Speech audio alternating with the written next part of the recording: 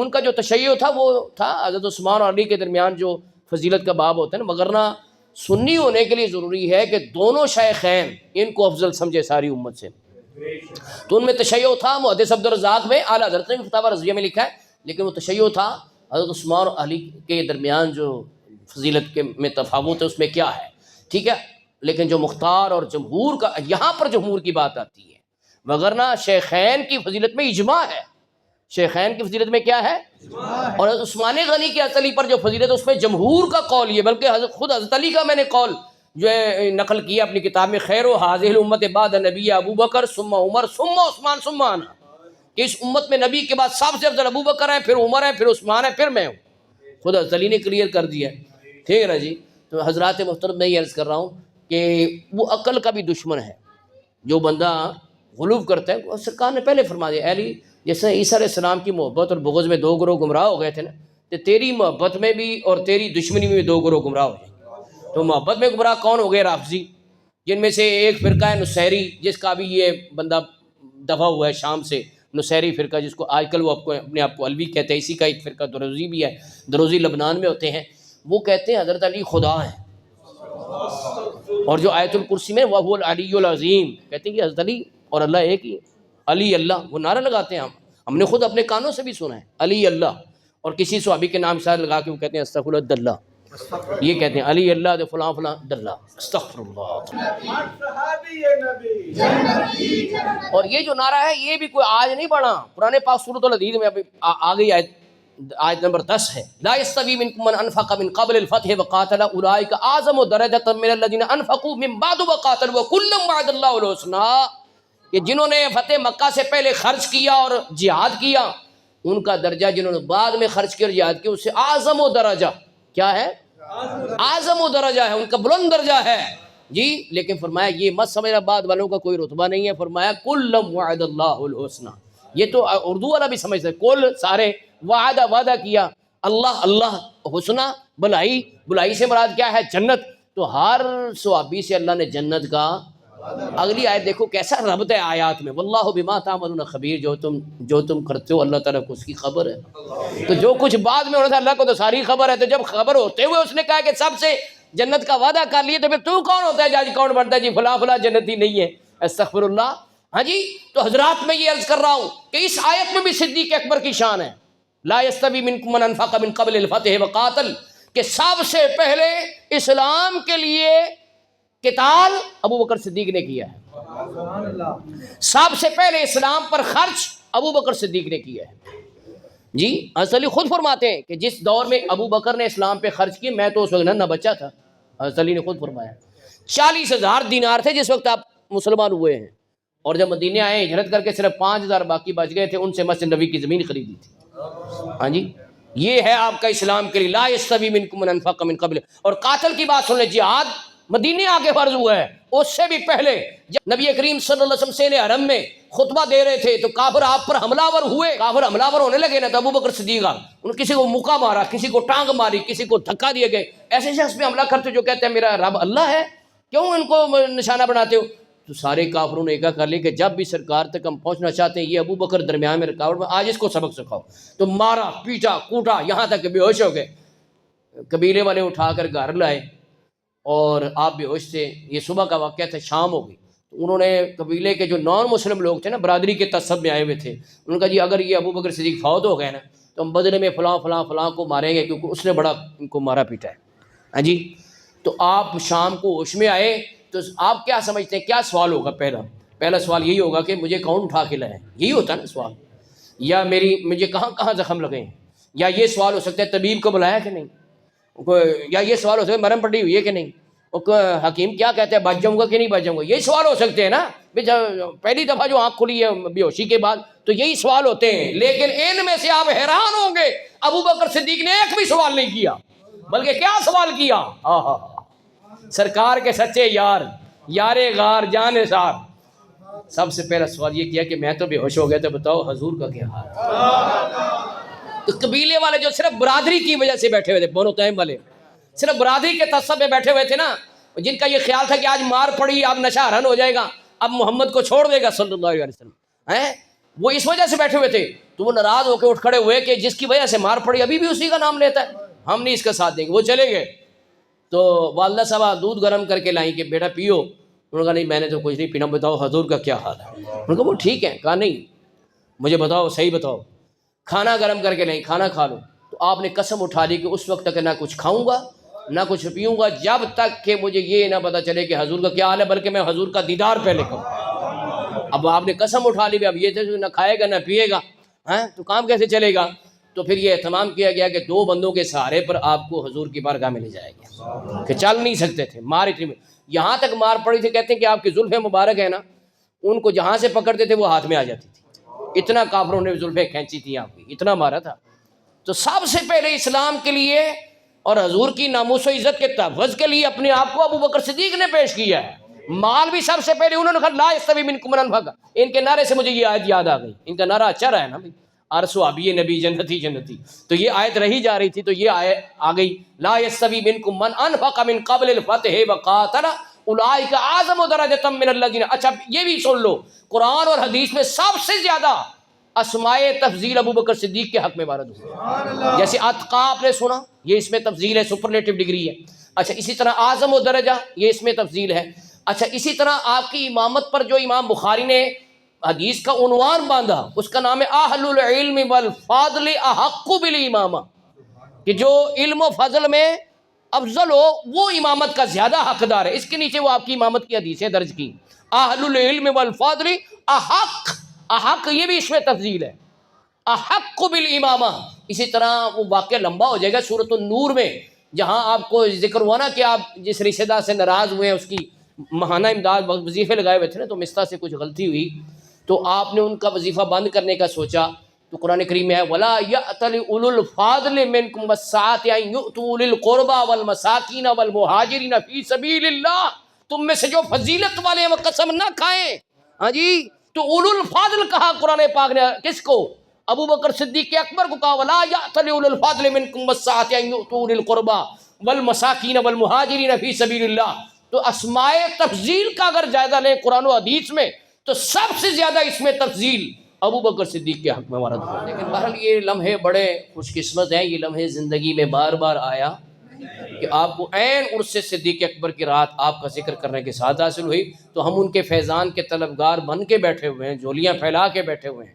الہی رحم فرما خادم صدیق اکبر ہوں، تیری رحمت کا صدقہ واسطہ صدیق اکبر گدا صدیق اکبر کا خدا سے فضل پاتا ہے، گدا صدیق اکبر کا خدا سے فضل پاتا ہے، خدا کے فضل سے میں ہوں گدا صدیق اکبر کا۔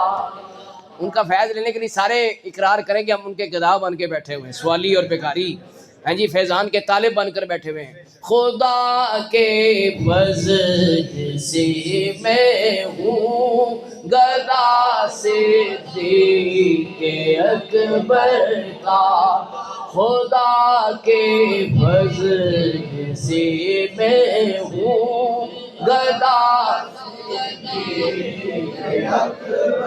گدا صدیق اکبر کا خدا سے فضل پاتا ہے، گدا صدیق اکبر کا خدا سے فضل پاتا ہے، خدا کے فضل سے میں ہوں گدا صدیق اکبر کا۔ حضرات یہ عزمی میں کہا تھا کہ آپ نے سوال کیا کہ بھئی حضور کا کیا حال ہے، اب لے جایا گیا، سرکار کا دیدار کیا، سرکار کی آنکھوں سے آنسو جاری ہو گئے کہ ابو بکر صدیق کا یہ حال کر دیا ہے کافروں نے۔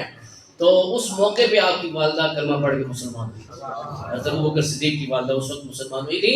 تو حضرات یہ واقعہ میں نے سنایا، آپ نے سن لیا، الحمدللہ جذبے تازہ ہوئے کہ ہمیں بھی دین کے لیے کچھ کرنا چاہیے، کچھ قربانی کرنا چاہیے، تو ہمیں بھی چاہیے کہ ہم بھی دین کے لیے کچھ کریں۔ تمنا ہے کہ اس دنیا میں کوئی کام کر جائیں، اگر کچھ ہو سکے تو خدمت اسلام کر جائیں۔ حضرات میں یہ کروں کہ یہ جذبہ پیدا ہوا، لیکن ہمارا وہ انداز نہیں ہے سنانے سننے کا جو حضرت علی کا انداز تھا۔ یہ روایت خود حضرت علی مرتضیٰ نے بیان فرمائی، اور خود آپ نے فرمایا من اشجع الناس، لوگ بتاؤ سب سے بڑا بہادر کون ہے؟ انہوں نے کہا سب آپ بہادر ہیں، آپ شیر خدا ہیں۔ فرمایا نہیں، سب سے بڑے بہادر صدیق اکبر۔ سب سے بڑے بہادر کون ہیں؟ یہ کون کہہ رہا ہے؟ جو خود شیر خدا، جو فاتح خیبر ہے، وہ کہہ رہے ہیں۔ مثلاً آج کیا ہوتا ہے، استاد جو اپنے شاگرد جو اپنے استاد کی تعریف میں زمین و آسمان کی کتابیں ملا دیتا ہے، اور جو مرید ہے وہ اپنے پیر کو غوث الاغواث قطب الاقطاب اس سے نیچے تو لقب ہی نہیں دیتا۔ آج کل جو لقب و القاب کی لوٹ سیر چلی ہوئی ہے نا، اشتہار اپنے پاس ہے، کمپوزر اپنے پاس ہے، ڈیزائنر اپنے پاس ہے، ہر بندہ غوث الاغواث قطب الاقطاب سے نیچے تو ٹھہرتا ہی نہیں ہے، لیکن اس کی کوئی حیثیت نہیں۔ ہم سمجھ جاتے ہیں کہ یار یہ کہنے والے کون ہیں؟ کہنے والے مرید ہیں جو بالکل جاہل ہیں، اجہل ہیں، ان بیچاروں نے کیا کرنا ہے وہ کر رہے ہیں۔ لیکن یہاں پر میں یہ عرض کرنا چاہتا ہوں کہ ابوبکر صدیق کو اشجع الناس، سب سے بڑا بہادر کہنے والا وہ ہے جس نے خیبر کا قلعہ فتح کیا، جو اللہ کا شیر ہے، جو اسد اللہ الغالب ہے، جو علی ابن ابی طالب ہے۔ وہ فرما رہا ہے کہ سب سے بڑے بہادر ابوبکر صدیق ہے، تو لوگ حیران ہو کے ان کا چہرہ تکنے لگے کہ یہ کیا بات آج انہوں نے کر دی۔ تو آپ نے دلیل میں پہلا یہ واقعہ رکھا، دیکھو یا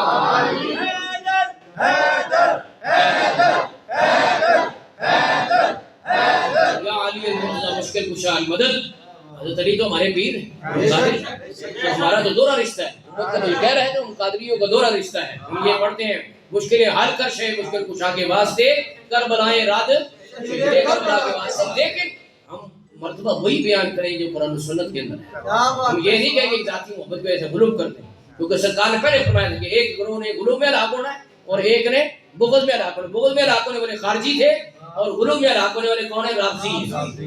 مثال دی عیسیٰ علیہ السلام کی، عیسیٰ علیہ السلام کی محبت میں گمراہ ہوئے عیسائی کہ انہوں نے خدا کا بیٹا کہہ دیا، اتنا غلوب کیا، اور بغض میں گمراہ ہوئے یہودی جو آپ کے در پہ ہوئے اور آپ کو پھانسی لگانا چاہتے تھے، لیکن اللہ تعالیٰ نے آپ کو زندہ آسمانوں پہ اٹھایا اور وہ ہم شکل جو مخبر تھا ہم شکل ہوا اور وہ صلیب پہ چڑھ گیا۔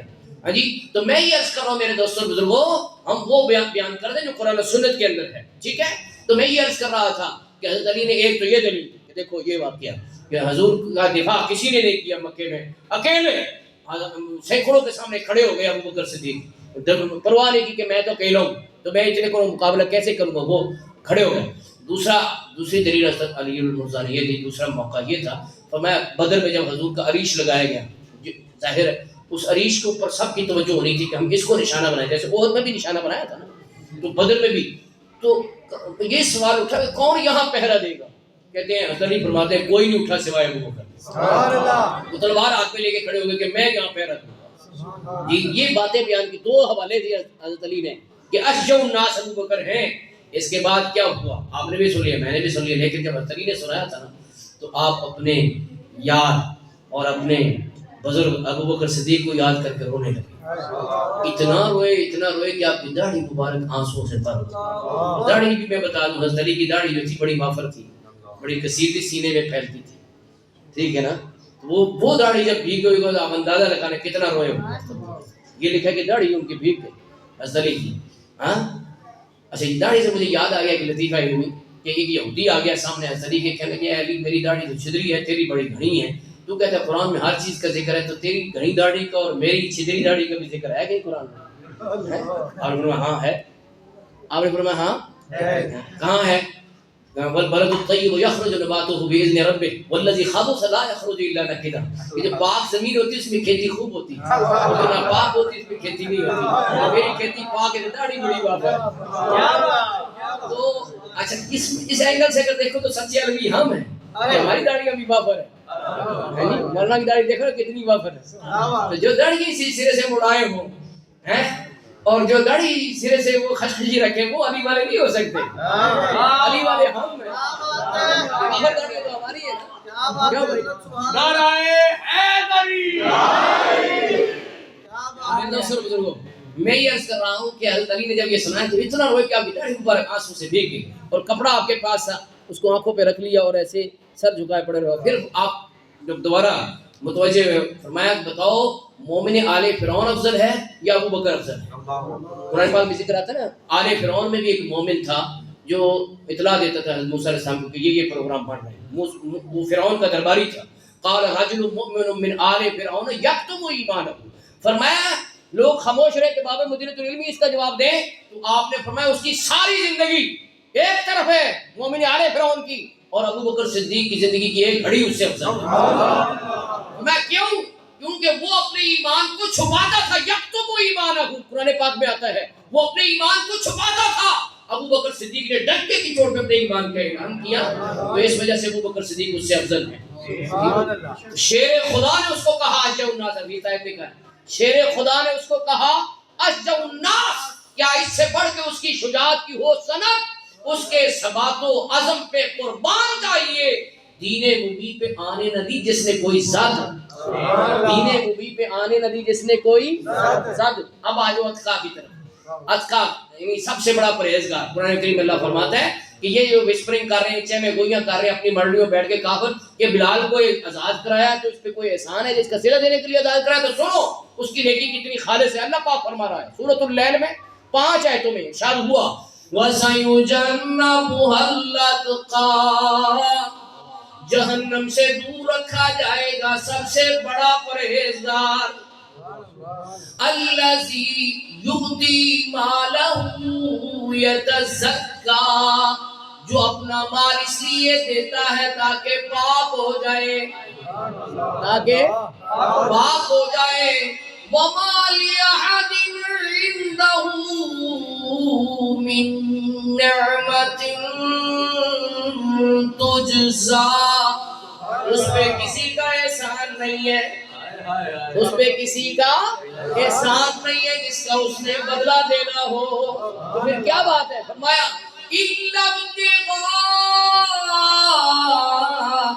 وَجْهِ رَبِّهِ الْأَعْلَى، سوائے اس کے کہ وہ رب اعلیٰ کی رضا چاہتا ہے، اپنے رب کو خوش کرنا چاہتا ہے، اپنے رب کو راضی کرنا چاہتا ہے. وَلَسَوْفَ يَرْضَىٰ، ان قریب وہ راضی ہوگا.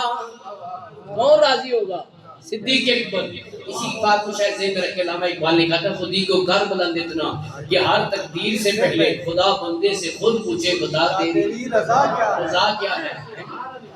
اور یہ بھی حدیث تاریخ الخلفاء میں بھی لکھی ہے کہ آپ نے ایک مرتبہ سب کچھ حضور کی بارگاہ میں، یہ ایک سے زیادہ مرتبہ ہوا ہے، اس لیے مولانا سردار خان صاحب نے یہ بتایا ہے کہ ایک مرتبہ نہیں آپ نے اپنا گھر کا سارا مال کئی دفعہ دیا جی. تو ایک دفعہ ایسا ہوا کہ جب سب کچھ دیا نا اور ابا پہنی ہوئی اس میں بٹن نہیں ہے، کانٹوں سے اس کو جوڑا گیا ابا کو، تو حضرت جبریل امین علیہ السلام بارگاہ رسالت میں حاضر ہوتے ہیں. اعلیٰ حضرت نے بھی اس روایت کو نقل کی تو پوچھتے ہیں کہ ابو بکر صدیق نے یہ لباس کیوں پہنے ہیں؟ سرکار فرماتے ہیں اس نے سب کچھ مجھ پہ نثار کر دیا اس لیے اب یہ لباس پہنے ہیں.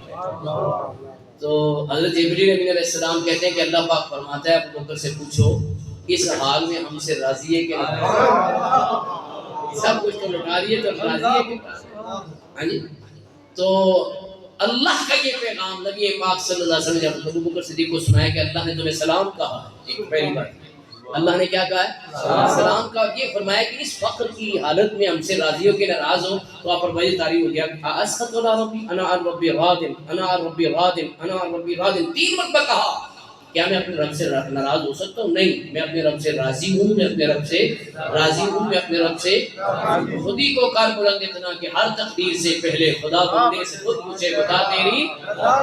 وہ موقع جیش الاسرا کا کون بھول سکتا ہے کہ جب غزوہ تبوک کے موقع پہ گھر کا سارا مال پیش کیا.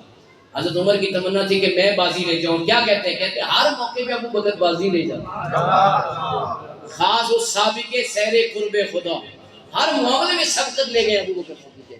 تو حضرت کہتے ہیں اس موقع پہ میں بازی لے جاتا ہوں تو گھر کا آدھا مال پیش کیا. حضرت ابو بکر صدیق سارا ہی لے آئے. سرکار نے فرمایا ابو بکر گھر والوں کے لیے کیا چھوڑا ہے؟ کوئی اور ہوتا آج تک کوئی بندہ تو وہ تنزیہ لہجے میں یہ کہہ سکتا تھا یہ سارا کچھ تو ہم دے دیتا ہے میرے کو کی رہنا.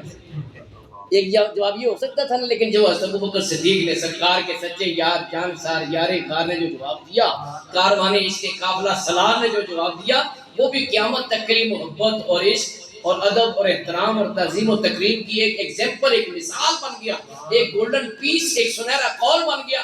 وہ کیا ہے؟ ابقیت لہم اللہ ورسولہ، ان کے لیے اللہ اور اس کا رسول چھوڑا ہے، ان کے لیے اللہ اور اس کا رسول چھوڑا ہے۔ اللہ اکبر۔ بات کس سے ہو رہی ہے؟ رسول پاک صلی اللہ علیہ وسلم، اور کہہ رہے ہیں گھر والوں کے لیے چھوڑا ہے۔ حاضر ناظر کی اور کیا دلیل چاہیے آپ؟ کہہ رہے ہیں کہ اللہ اور اس کا رسول ان کے لیے چھوڑا ہے۔ ان ادر ورڈز دوسرے اینگل سے اگر دیکھیں تو سرکار کے فرمانے کا مقصد یہ تھا کہ ابو بکر سب کچھ تو یہاں لے آئے ہو، گھر والوں کی کوئی ضرورتیں ہوں گی وہ کیسے پوری ہوں گی، ان کی حاجتیں کیسے پوری ہوں گی؟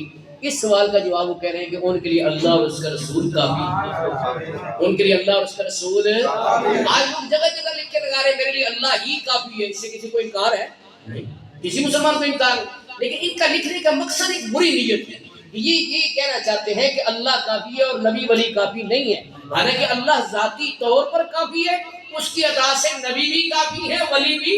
اور یہ عقیدہ کس کا ہے؟ صدیق اکبر کا، جو پہلا مسلمان ہے، جو پہلا خطیب ہے، جو پہلا خلیفہ ہے، اس کا عقیدہ یہ ہے کہ میرے لیے اللہ اور اس کا رسول، یہ مزہ نہیں آیا، بولو ذرا، میرے لیے اللہ اور اس کا رسول، یہ ہمارا عقیدہ ہے، میرے لیے اللہ اور اس کا رسول۔ اقبال سارا واقعہ نظم کرنے کے بعد کہتے ہیں پروانے کو چراغ تو بلبل کو پھول بس، پروانے کو چراغ تو بلبل کو پھول بس، پروانے کو چراغ تو بلبل کو پھول بس، صدیق کے لیے ہے خدا کا رسول بس، صدیق کے لیے ہے خدا کا رسول بس، صدیق کے لیے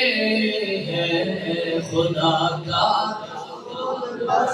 تو حضرت ابوبکر صدیق نے ہمیں یہ عقیدہ دیا، اللہ اکبر، اور ہر چیز حضور پر نثار کر کے ہمیں سبق کیا دیا کہ سب کچھ مسلمان کو حضور پر نثار کر دینا چاہیے۔ اسی تناظر میں ایک پنجابی والے کہتے ہیں سانو یارے غار میں دسے آئے دوستو، سانو یارے غار میں دسے آئے دوستو، سب کچھ سونے تو نثار ہونا چاہیے، سب کچھ سونے تو نثار ہونا چاہیے، اللہ دے حبیب نال پیار ہونا چاہیے، کوئی حیاتی دا معیار ہونا چاہیے، اللہ دے حبیب نال پیار ہونا چاہیے، اللہ دے حبیب نال پیار ہونا چاہیے، اللہ کے حبیب سے پیار ہونا چاہیے، جس سے پیار ہوتا ہے اس سے اس کی نسبت والی ہر چیز سے پیار ہوتا ہے، ہر چیز سے پیار ہو جاتا ہے۔ تو حضرت ابوبکر صدیق کو سرکار کے نام پاک سے کتنی محبت ہے۔ تفسیر کبیر میں امام فخر الدین رازی نے یہ واقعہ لکھا ہے کہ سرکار نے کوئی انگوٹھی دی، فرمایا ابوبکر اس پہ لکھواؤ اللہ، کیا لکھواؤ اللہ۔ آپ گئے اور رستے میں یہ سوچ رہے کہ اللہ اور اس کے حبیب کا نام کہیں الگ ہے ہی نہیں، تو خود سے ہی سنار سے کہا اس پہ لکھو اللہ محمد، سبحان اللہ، خود سے۔ کیسے بھائی؟ خود سے سرکار سے پوچھا، اجازت مرمو محبت میں بعض اوقات اجازت کے بغیر بھی کام ہو گیا۔ کیا بات ہے؟ یہ جو بات میں کہتے ہیں یہ کہاں لکھا ہے، بلال کہاں لکھا ہے، جلوس کہاں لکھا ہے، جلسہ کہاں لکھا ہے، 11ویں کہاں لکھی ہے، 12ویں کہاں لکھی ہے، یہ کہاں لکھا ہے، ان سے کہنا چاہیے کبھی دل سے بھی پوچھ لیا، دل میں اگر محبت رسول کا چراغ روشن ہو تو محبت بھی بعض اوقات رہنمائی کر دیتی ہے، یہ کام ہونا چاہیے۔ ابوبکر صدیق نے پوچھا نہیں ہے، اجازت نہیں لی کہ یا رسول اللہ کا نام لکھواؤں کہ نہ لکھواؤں، حکم ہوا ہے اللہ لکھوا، آپ نے خود سے محمد لکھوا دیا، ساتھ اللہ محمد صلی اللہ علیہ وسلم لکھوا دیا۔ تو اگرچہ میلاد کے بے شمار دلائل ہیں لیکن ایک دلیل محبت کی دلیل ہے، محبت یہ کہتی ہے کہ یار کا ذکر اس کا جشن ولادت منانا چاہیے۔ تو جناب آپ نے لکھوا کے حضور کی بارگاہ میں پیش کی، وہ ٹھیک سرکار نے ابو بکر میں نے جو حکم دیا تھا کہ اس پہ اللہ لکھوا اور تم نے اس پہ اور بھی لکھوا دیا. عرض کیا رسول اللہ میرے ذہن میں یہ بات آئی کہ آپ کا نام کہیں جدا ہے ہی نہیں, لا الہ الا اللہ محمد رسول اللہ یہ ساتھ ہے. اچھا اذان میں اشہد ان لا الہ الا اللہ کے ساتھ کیا اشہد ان, نماز رات کی ہے لیکن سلام حضور کو پیش ہوتا ہے السلام علیکہ ایھا النبی ورحمۃ اللہ, سلام آپ پر, بولو ذرا اس کا ترجمہ بولو, سلام ہو آپ پر اے نبی. دیکھو جو یا رسول اللہ پر اعتراض کرتے ہیں معلوم ہوتا ہے ان کو نماز کا ترجمہ بھی نہیں ہے. مبلغ علم ان کا اتنا محدود ہے کہ نماز کے اندر حضور کو ندا کے ساتھ سلام ہوتا ہے. تو نماز کے اندر جب حضور کو یا نبی کہہ رہے ہیں ایھا النبی کہہ رہے ہیں تو نماز کے بعد یا نبی سلام علیکہ کہہ لیجیے. اس میں کیا کر رہا ہوں میرے دوست بزرگو کہ حضرت ابو بکر صدیق اکبر کا عشق دیکھو ان کا جی نماز میں بھی. اچھا نماز سے بات یہ چلی تھی کہ جن کا مبلغ علمی اتنا محدود ہے کہ اعتراض کریں یا رسول اللہ نہ کہو یا نبی اللہ نہ کہو, تو نماز کے اندر تو سلام حضور کو مخاطب کر کے حرف ندا کے ساتھ ہو رہا ہے کہ سلام ہو آپ پر اے نبی. اور یقین کرو حضرت مجھے 16 سال پڑھاتے ہوئے کالجوں میں نے ان کو قریب سے دیکھا, ان کا مبلغ علمی واقعی بڑا محدود ہے. بیچاروں کو ابتدائی اور ایلیمنٹری پرنسپل عربی کے اور اسلامیت کے آتے نہیں ہیں, پتہ نہیں کیسے یہ سلیکٹ ہو کے آ جاتے ہیں یہ لوگ. وغیرہ یہ جو اعتراضات کرتے ہیں ان کو آتا جاتا کچھ نہیں, مگر آتا جاتا ہوتا تو نماز کے ترجمے سے ہی سبق حاصل کر لیتے کہ یا نبی پہ اعتراض نہیں کرنا چاہیے. جو حضرات میں یہ عرض کر رہا ہوں کہ ابو بکر صدیق نے کہا یا رسول اللہ کلمے میں آپ کا نام ساتھ, اذان میں ساتھ, نماز میں آپ کو سلام, میں نے کہا کہیں جدا ہے ہی نہیں ہے تو انگوٹھی پہ جدا کیسے ہو, اس لیے میں نے آپ کا نام لکھوا دیا. سرکار نے فرمایا لیکن اے ابو بکر اس پر تو تمہارا نام بھی لکھا ہو. یہ جسارت میں نہیں کر سکتا, یہ جسارت میں نہیں لکھوایا. تو میں پھر کس نے لکھایا, تو نے نہیں لکھا تھا, کس نے لکھوایا. یہ بات ہو رہی تو جبریل امین علیہ السلام حاضر ہو جاتے ہیں, عرض کرتے ہیں یا رسول اللہ پاک فرماتا ہے کہ ابو بکر نے یہ نہ چاہا کہ ہمارا اور آپ کا نام جدا ہو, اور ہم نے یہ نہ چاہا کہ آپ کا اور ابو بکر کا نام جدا ہو. اس عربی کتاب کے اندر اعلیٰ حضرت نے یہ روایت نقل کی ہے کہ معراج کی شب جب میں جس آسمان پہ گزرا ہوں میرے نام کے ساتھ ابو بکر صدیق کا نام لکھا. اس کتاب میرے رب